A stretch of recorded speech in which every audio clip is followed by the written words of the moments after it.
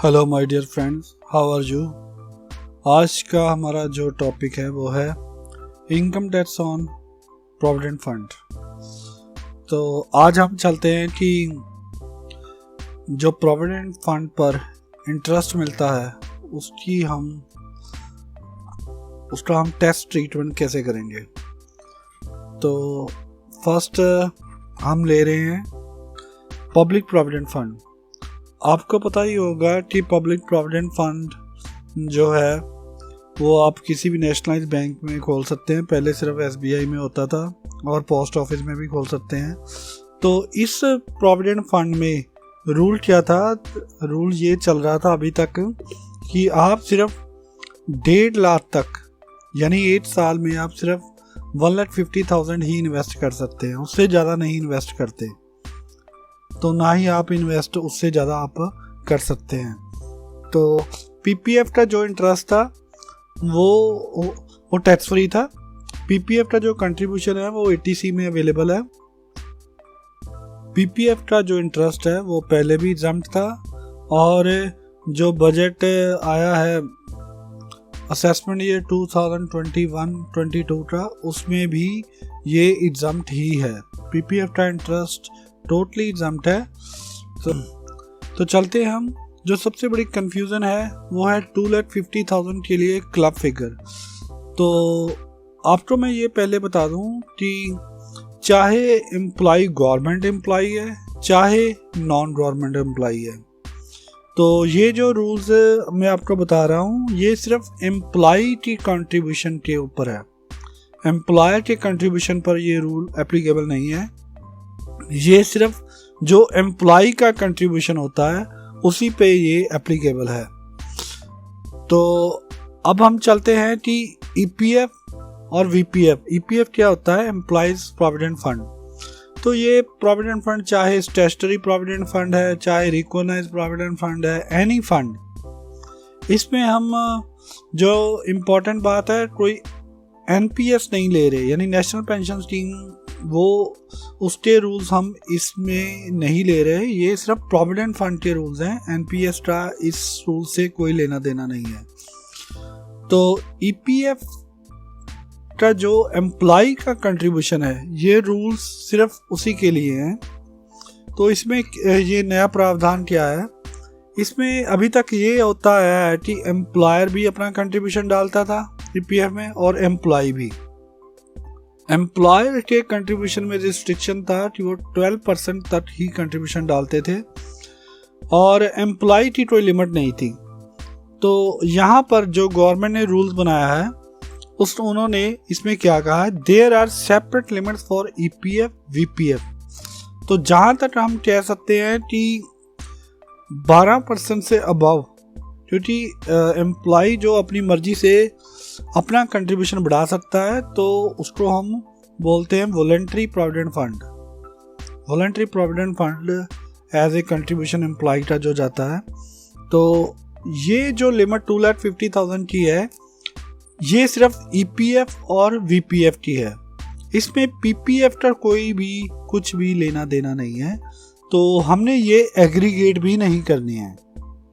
तो ये मैं आपको बता दूं, there are separate limits for EPF oblique VPF and PPF.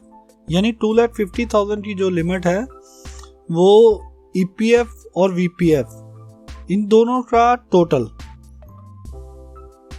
और साथ में पीपीएफ का जो 2,50,000 की है तो ये अलग से है।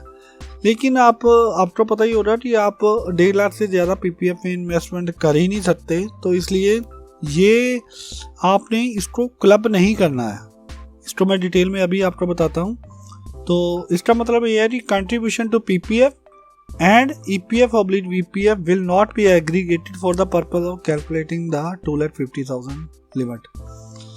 गवर्नमेंट ने जो रूल बनाया है कि 2,50,000 से अबव अगर आप ईपीएफ और वीपीएफ इससे ज़्यादा कंट्रीब्यूट आप करते हैं, एम्प्लॉय का कंट्रीब्यूशन होता है, तो एक्सेस अमाउंट पर जितना आप एक्सेस करेंगे उस पर जो इंटरेस्ट मिलेगा वो आपकी इनकम में ऐड हो जाएगा। तो मैं अगेन ये आपको बता दूं कि ये गवर्नमेंट एम्प्लॉय चाहे नॉन गवर्नमेंट एम्प्लॉई है, सबके लिए एप्लीकेबल है।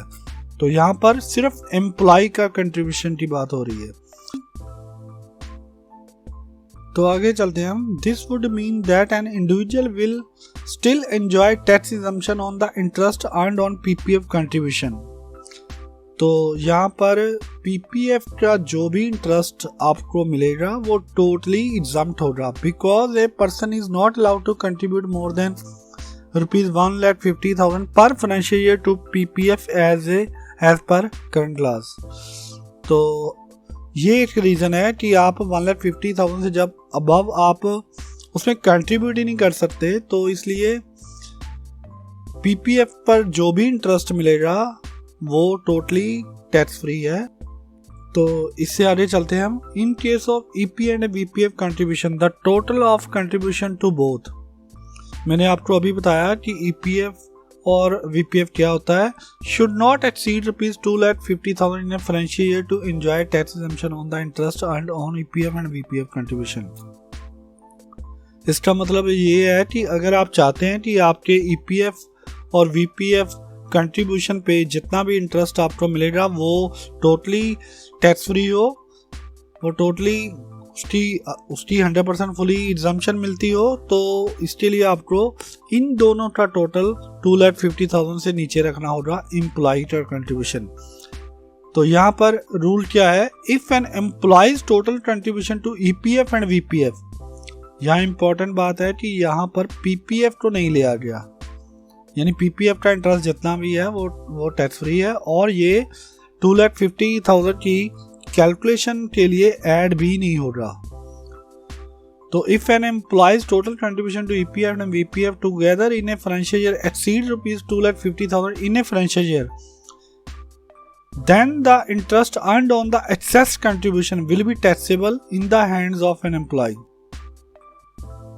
ईपीएफ और वीपीएफ के 2,50,000 कंट्रीब्यूशन के एक्सेस अमाउंट पर जितना भी इंटरेस्ट अर्न होगा उसी को आप इनकम में ऐड कर देंगे। तो the newly proposed tax rules will come into effect from 1 अप्रैल 2021।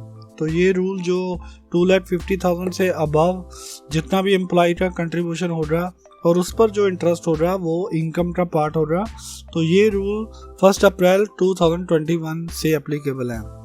सारी लाइन का मीनिंग यही है कि आपने इसको 2,50,000 के लिए दोनों को एग्रीगेट नहीं करना है। देयरफॉर ये आप एग्जांपल से समझ सकते हैं। If the contribution by an individual in a year to the PPF is 1,50,000, यहाँ पर जो पीपीएफ का कंट्रीब्यूशन है वो है 1,50,000 मानकर चलते हैं, while that in the EPF is ₹3 lakh। और EPF और VPF, यहाँ पर EPF हम यहाँ लेके चलते हैं EPF और VPF।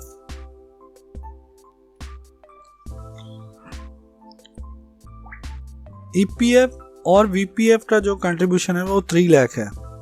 तो इस एग्जांपल में पीपीएफ का कंट्रीब्यूशन 1,50,000 है और ईपीएफ और वीपीएफ का 3 lakh. Then it would only the interest on 50,000। तो जो टैक्सेबल पोर्शन क्या है वो है इंटरेस्ट ऑन द 50,000। 50,000 क्या है? 2,50,000। ये 3 लाख फिगर है, इसमें से 2,50,000 एग्जम्प्ट है और जो उससे एक्सेस अमाउंट है 50,000, इस पर जो इंटरेस्ट लगेगा वो इनकम में ऐड हो जाएगा। The excess contributed to the EPF over the ₹2,50,000 threshold which would be considered as taxable income for the employ. तो ये इनकम है जो टैक्सेबल इनकम में ये ऐड हो जाएगी। और जो साथ में आप अगर आप दोनों को क्लब करते हैं तो आप देखिए कि यहाँ पर 3 लाख ये है और 1,50,000 if we combining the PPF and the EPF, तो टोटल अमाउंट हो गया 4,50,000। तो इसमें से 2.5 लाख से ऊपर 2 लाख बनता है। तो आप देखिए कि इस पर 2 लाख के ऊपर जो इंटरेस्ट है वो टैक्सेबल नहीं है क्योंकि पीपीएफ का एग्जाम्प्ट है।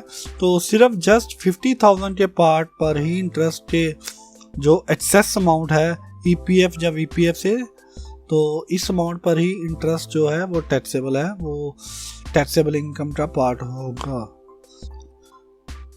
तो नेक्स्ट चलते हैं हम। मैं आपको ये बता दूं, ये सिर्फ 8 साल के लिए रूल नहीं है, ये रूल जो है आगे जितने भी साल आते जाएंगे उसमें जब तक कोई बदलाव नहीं होता तो तब तक हर साल यानी एवरी ईयर 2,50,000 से अबव अगर हमारा कंट्रीब्यूशन एम्प्लॉय का होता है तो उस पर जितना भी इंटरेस्ट होता है तो वो टैक्सेबल इनकम का पार्ट होगा। ये सिर्फ 8 साल के लिए रूल नहीं है, ये आगे सभी सालों के लिए है। तो जैसे मैंने पहले ही बता दिया कि चाहे आप गवर्नमेंट एम्प्लॉय हैं, चाहे आप प्राइवेट सेक्टर के एम्प्लॉयज़ हैं, कोई भी नाम रखा हुआ है, चाहे जीपीएफ रखा हुआ है, चाहे ईपीएफ रखा हुआ है, कोई भी अदर नेम भी है, तो प्रोविडेंट फंड अगर है तो उसमें एम्प्लॉय के कंट्रीब्यूशन के लिए जैसे मैंने ये रूल्स बताए हैं वो एप्लीकेबल होंगे। जैसा कि आपको पता है कि जो प्रोविडेंट फंड है इस पर इंटरेस्ट रेट हाईएस्ट होता है एज कंपेयर टू चाहे पोस्ट ऑफिस की स्कीम्स हो, चाहे एफडीआर की स्कीम्स हो। हमारी जो फाइनेंस मिनिस्टर निर्मला सीतारमन जी है, उन्होंने भी इसका रीज़न दिया है कि some people were investing as much as rupees 1 crore each month into PF and suggested it was unfair that they get tax concession as well as an assured return। तो जैसा कि आपको पता है कि पीएफ में हाईएस्ट रेट ऑफ इंटरेस्ट है as compare to post office schemes, चाहे जो भी हो, एफडी हो, तो एश्योर्ड रिटर्न है। तो इसमें जो एम्प्लॉयज़ हैं वो मैक्सिमम अपना कंट्रीब्यूशन देते थे और वो टोटली टैक्स फ्री था। तो इसी को इन्होंने रोकने के लिए ऐसा रूल बनाया है। तो होप ये आपको वीडियो पसंद आई होगी। अगर आपको ये वीडियो पसंद आई है तो आप हमारा चैनल ज़रूर सब्सक्राइब कीजिए। तो थैंक्स अगेन, आपने ये वीडियो एंड तक देखा।